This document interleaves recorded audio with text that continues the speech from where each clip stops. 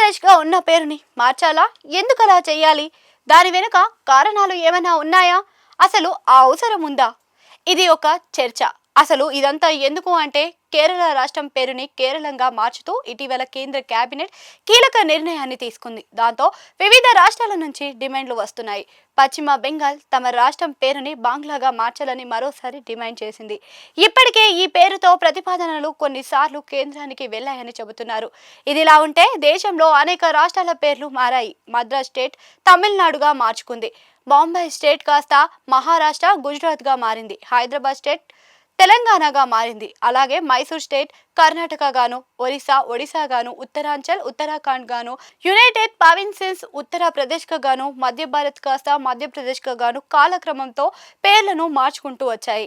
ఇలాగే అనేక రాష్ట్రాలు తమ పేర్లను మార్చాలని కోరుతున్న సందర్భాలు కూడా ఉన్నాయి.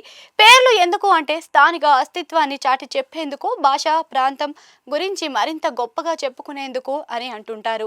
ఇక ఏపీ విషయంలో చూస్తే ఉమ్మడి మద్రాస్ రాష్ట్రంలో ఆనాడు 11 జిల్లాల ఆంధ్ర రాష్ట్రం విడిపోయింది. ఆ సమయంలో పేరు ఆంధ్ర రాష్ట్రంగా ఉండేది. కర్నూలు రాజధానిగా చేసుకుని 3 ఏళ్ల పాలించాక 1956 నవంబర్ 1న నాటి హైదరాబాద్ స్టేట్ తో కలుపుకొని విశాలాంధ్రగా ఏర్పడింది. ఆ క్రమంలో ఆంధ్రప్రదేశ్ అన్న పేరు వచ్చింది. ఈ పేరుని నాటి కేంద్ర కాంగ్రెస్ ప్రభుత్వం పెద్దలు సూచించారని చెబుతుంటారు. అలా 60 ఏళ్ల పాటు ఆంధ్రప్రదేశ్ గానే చలామణి అయింది. 2014లో ఏపీ, తెలంగాణ రెండు విడిపోయాయి. నాటి హైదరాబాద్ స్టేట్ పేరు కాస్త తెలంగాణగా నామకరణంతో స్థిరపడింది. ఆంధ్రప్రదేశ్ మాత్రం అదే పేరుతో ఉండిపోయింది. ఆంధ్రప్రదేశ్‌గా ఉన్న పేరుని మార్చాలా? ఎందుకలా చేయాలి? దాని వెనుక కారణాలు ఏమైనా ఉన్నాయా? అసలు ఆ అవసరం ఉందా? ఇది ఒక చర్చ. అసలు ఇదంతా ఎందుకు అంటే కేరళ రాష్ట్రం పేరుని కేరళంగా మార్చుతూ ఇటీవల కేంద్ర కేబినెట్ కీలక నిర్ణయాన్ని తీసుకుంది. దాంతో వివిధ రాష్ట్రాల నుంచి డిమాండ్లు వస్తున్నాయి. పశ్చిమ బెంగాల్ తమ రాష్ట్రం పేరుని బాంగ్లాగా మార్చాలని మరోసారి డిమాండ్ చేసింది. ఇప్పటికే ఈ పేరుతో ప్రతిపాదనలు కొన్నిసార్లు కేంద్రానికి వెళ్లాయని చెబుతున్నారు. ఇదిలా ఉంటే దేశంలో అనేక రాష్ట్రాల పేర్లు మారాయి. మద్రాస్ స్టేట్ తమిళనాడుగా మార్చుకుంది.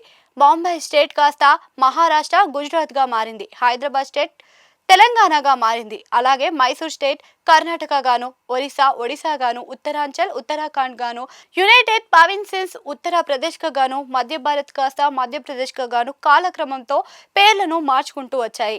ఇలాగే అనేక రాష్ట్రాలు తమ పేర్లను మార్చాలని కోరుతున్న సందర్భాలు కూడా ఉన్నాయి. పేర్లు ఎందుకు అంటే స్థానిక అస్తిత్వాన్ని చాటి చెప్పేందుకు, భాషా ప్రాంతం గురించి మరింత గొప్పగా చెప్పుకునేందుకు అని అంటుంటారు. ఇక ఏపీ విషయంలో చూస్తే ఉమ్మడి మద్రాస్ రాష్ట్రంలో ఆనాడు 11 జిల్లాల ఆంధ్ర రాష్ట్రం విడిపోయింది. ఆ సమయంలో పేరు ఆంధ్ర రాష్ట్రంగా ఉండేది. కర్నూలు రాజధానిగా చేసుకుని 3 ఏళ్ల పాలించాక 1956 నవంబర్ 1న నాటి హైదరాబాద్ స్టేట్ తో కలుపుకొని విశాలాంధ్రగా ఏర్పడింది. ఆ క్రమంలో ఆంధ్రప్రదేశ్ అన్న పేరు వచ్చింది. ఈ పేరుని నాటి కేంద్ర కాంగ్రెస్ ప్రభుత్వం పెద్దలు సూచించారని చెబుతుంటారు. అలా 60 ఏళ్ల పాటు ఆంధ్రప్రదేశ్ గానే చలామణి అయింది. 2014లో ఏపీ, తెలంగాణ రెండు విడిపోయాయి. నాటి హైదరాబాద్ స్టేట్ పేరు కాస్త తెలంగాణగా నామకరణంతో స్థిరపడింది. ఆంధ్రప్రదేశ్ మాత్రం అదే పేరుతో ఉండిపోయింది.